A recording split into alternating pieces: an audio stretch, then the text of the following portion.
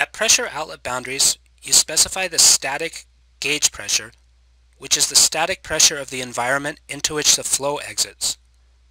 If the flow is locally supersonic at the outlet, then the specified pressure is of course ignored. Just because the boundary is called a pressure outlet doesn't mean that the flow must exit the domain. What actually happens is, as the solver computes the solution, the direction of the flow at the boundary, in other words whether it goes in or out, that's determined by the computed pressure and velocity fields in the vicinity of the boundary, and the flow can go either way. When flow comes back into the domain through a pressure outlet boundary, we call this backflow, and you need to specify conditions such as temperature, turbulence, and flow direction for the backflow. In most cases, the backflow values should not have much impact on the interior solution. However, specifying realistic values can help with convergence, and so it's recommended to do so.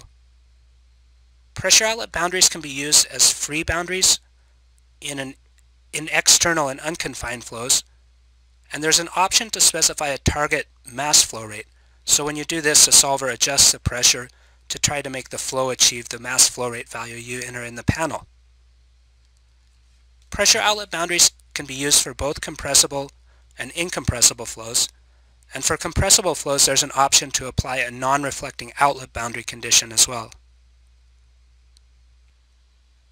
The outflow boundary zone type doesn't require any inputs.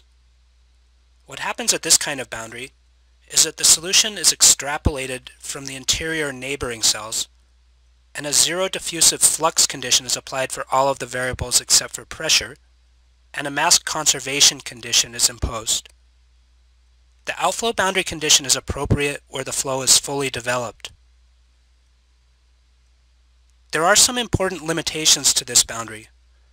Outflow boundaries should not be used together with a pressure inlet boundary because there will not be a unique solution for the pressure field in that case, so you must use a velocity inlet in conjunction with an outflow boundary. Outflow boundaries should never be used for compressible flow, and for incompressible variable density flow, they can only be used for steady state problems, not for unsteady state problems. You can have backflow at an outflow boundary, similar to what would happen at a pressure outlet boundary, but you get an especially poor rate of convergence when you have backflow during the iterations at outflows compared with pressure outlets, and these boundaries cannot be used if backflow is expected in the final solution. So if you're expecting to see backflow, you may be better off using a pressure outlet boundary instead.